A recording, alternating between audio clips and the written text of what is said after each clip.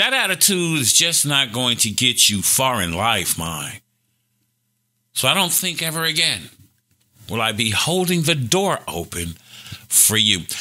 What happened with the massive AT&T network outage? Our internet went out that day as well, right? Wednesday, was it? No, that was a different day. And our internet no, it wasn't the same day. Well, our internet is Spectrum. Yeah. Yeah, they were doing, the Spectrum was doing maintenance. So they say. That's what AT&T say. Tens of thousands of Americans had trouble making phone calls, sending texts, and reaching emergency services even after accessing the internet on Thursday because of the nearly 12-hour AT&T network outage. Did your phone go out? It said it had a SOS message on it. I'm thinking it was hacked. I mean, and that's just my personal opinion. Yeah. Because that was a huge outage. It affected a lot of people. The alarm over an outage of a major cell network that at one point affected more than 70,000 customers is understandable. If you're a Verizon or T-Mobile customer, T-Mobile here, and don't have friends or family who use AT&T, you may not have noticed the issue on Thursday, and those rival carriers were not affected. But AT&T said that they were trying to upgrade their system, is what they said. Now, Homeland Security, and like you just stated about, you think it was hacked. They looked into it, trying to see was there any terrorist activity going on. AT&T says the service had been restored, and I mean, people couldn't even call 911. Come on now. A lot of folk don't have landlines. Yes. They say the authorities are investigating, and here is what they had to say about that. Some breaking news that we've been following today. Sources tell ABC News the FBI and Department of Homeland Security are investigating the cause of a massive nationwide cell phone outage.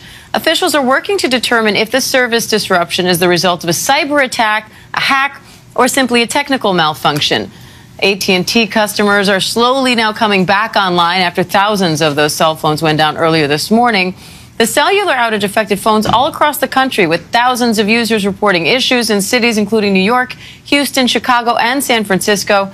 AT&T tells ABC News, quote, "Some of our customers are experiencing wireless service interruptions this morning. Our network teams took immediate action, and so far 3/4 of our network has been restored. We're working as quickly as possible to restore service to remaining customers." Verizon and T-Mobile said they are not experiencing any service disruptions. So prior to Thursday's incident, AT&T had encountered sporadic outages this week, including, as Jackie O just stipulated, a temporary 911 outage in some parts of the southeastern United States. And the incident quickly raised questions about whether malicious activity could have caused the outage and could present an ongoing threat to U.S. cell networks, although there is currently no evidence that bad actors were behind the outage. Now, this one lady said that it was a solar flare-up. And here's what she said how the outage occurred. Check her out. There's a nationwide cellular outage, and this is why. If you're experiencing that, it may be a result of space weather, okay? I'm going to do my best to explain what's going on. Let's go ahead and take a look. So there was a strong solar flare event that happened just after midnight, and they actually captured an image of it right here, okay? I had to look up this scale. I wish I knew everything about space weather. That's a whole different specialty. But R3, that's for radio communications. It's on a scale of 1 to 5, and 3 is pretty bad. That means it impacts radio communications for a few hours after this happens.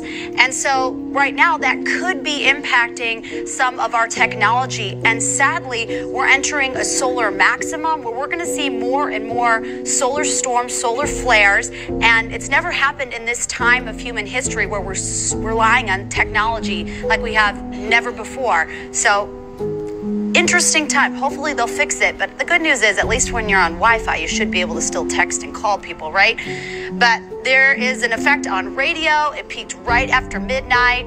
And there you go. A flare is an eruption of energy. You have these electromagnetic waves shooting towards the Earth at the speed of light. So it's almost immediate impact on the light side of Earth where the sun lights up.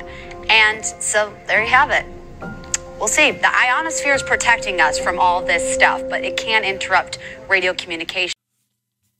So, yeah, AT&T finally gave service back around 3 p.m. and said it was sorry to the customers. Are they going to get a break on their bill, you think? If they call and they ask for it, they're not just going to automatically give it to them. But I'm sure if they call them, they will. They're good about that part. Yeah. But you definitely have to initiate it yourself. Oh, okay. But this also proves why it's important that people should also have backup and get a landline, even if it's just a cut and dry, no call waiting, none of all the extra stuff. Just get a phone. flat basic phone, because everybody is so into this technology that this we depend too much on it. That anything could happen. Right. Satellite could go out. Yep. I mean, it could be hacked, and then there you are with absolutely no communication tool whatsoever. Yep. Especially people with small babies,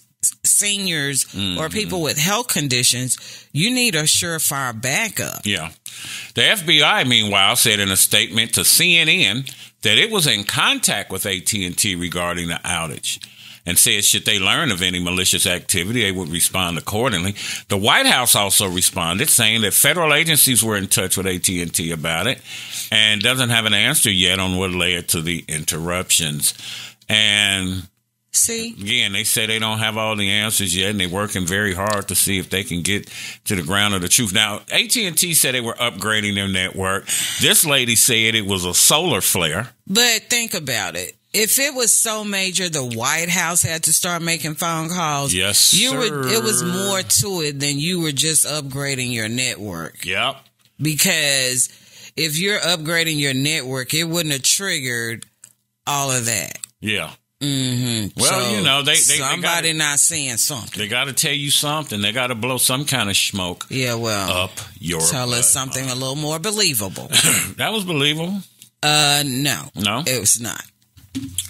So, because again, think about it. If that was the case, that's what they would have told people as it was happening. Mm-hmm. That ain't what they were saying. It was being investigated, and they was, trying to figure it out. Because they never tell you anything. It's like being on a plane on why we still sitting here.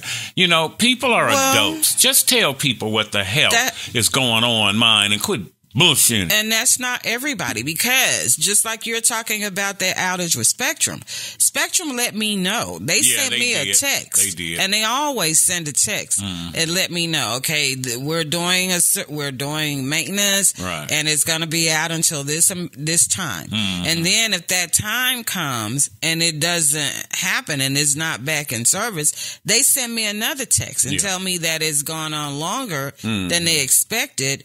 But they're good about keeping me updated. And then once it's restored, they send me a text and let me know that it's been restored. So not all companies are that way. Well, thanks, Spectrum. AT&T, I appreciate it. You need to get your crap together. Dalton, Illinois, City Girl Mayor Tiffany Henyard. I know you done heard about young Tiffany.